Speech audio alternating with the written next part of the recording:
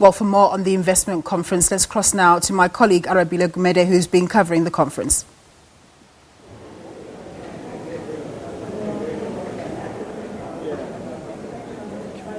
Well, we continue to give you the latest coverage, of course, right out of the Sandton Convention Centre here at the second South Africa Investment Conference. Now, a whole host of pledges have certainly been made to invest in South Africa again. Despite the dire economic picture, we still have a whole host of people keen to perhaps change the way South Africa looks, if not now, but certainly over the next 5 years at the very least. The Minister of Trade and Industry does join me now as well, and we get to chat to him now as well, Minister Ibrahim Patel. Minister, thank you so much for the time. Really appreciate it. It's more than 100 billion rand at the very least right now that has been invested. I know there are a few more pledges a little bit later, so that's still more excitement. But this must excite you to at least know that South Africa is still a viable investment destination.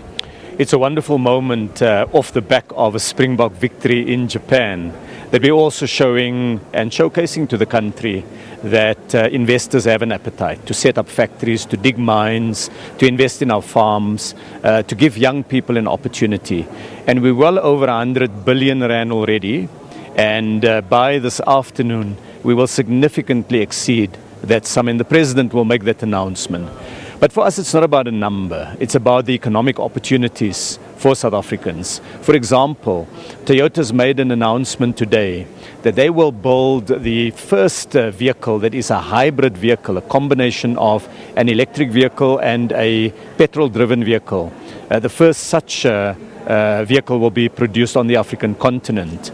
For example, SABC, one of the big companies in paper and packaging, has committed to 14 billion rand that they will invest in the next number of years to modernize their operations, to expand it, to create more opportunities for young people. And so these are opportunities that we see will create jobs here. Today we also signed a master plan agreement with the clothing, textile and footwear sector, where retailers committed to deepening the level of local procurement, meaning that they will buy from South African factories. And those factories in turn committed that they will invest more, ensure that their systems are more adaptable, more flexible and more competitive. And government said, we'll come and we'll back this industry. We've had an agreement that we signed with the Japanese government to set up a business forum that will facilitate investment and trade between Japan and South Africa. Japan is a very significant provider of technology.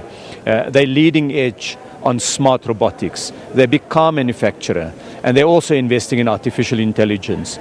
We want that investment here. We want those factories and those research laboratories here in South Africa. And we can use that business forum as an example.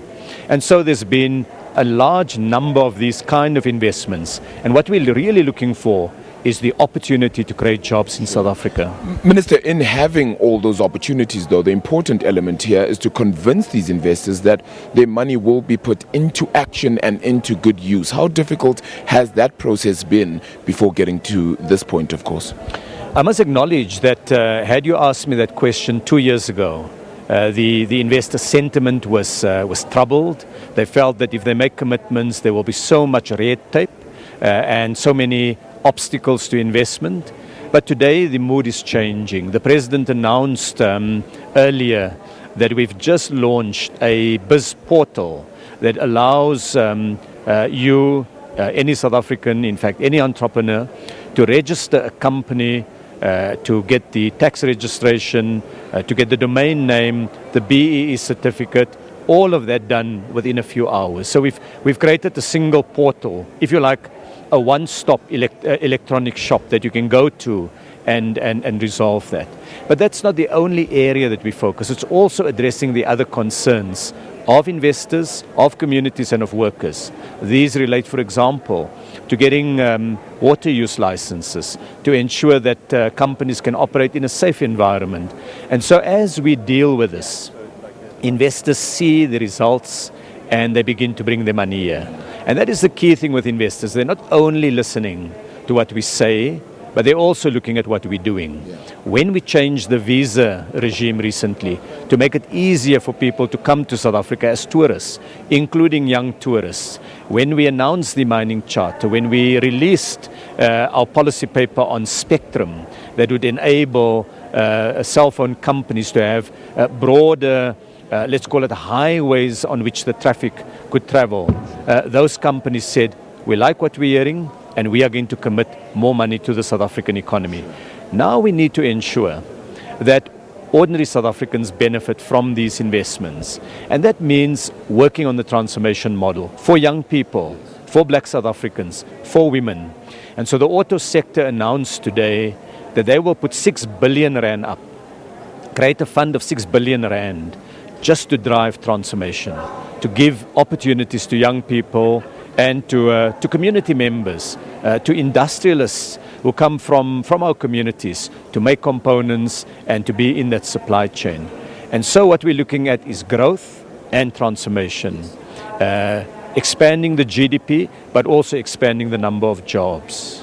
Minister Patel, thank you so much for the time. Really appreciate it. Thank you so much for that. Well, as you've of course heard then, of course, word is indeed that a whole host of investments have certainly been made for South Africa's economy to boost it, to spur it, and certainly to move the economy forward, not just now, but certainly over the next few years as well. We'll cross back to studio now, but I can tell you that we'll continue to get more word right out of Sandton Convention Centre at the second South Africa Investment Conference 2019.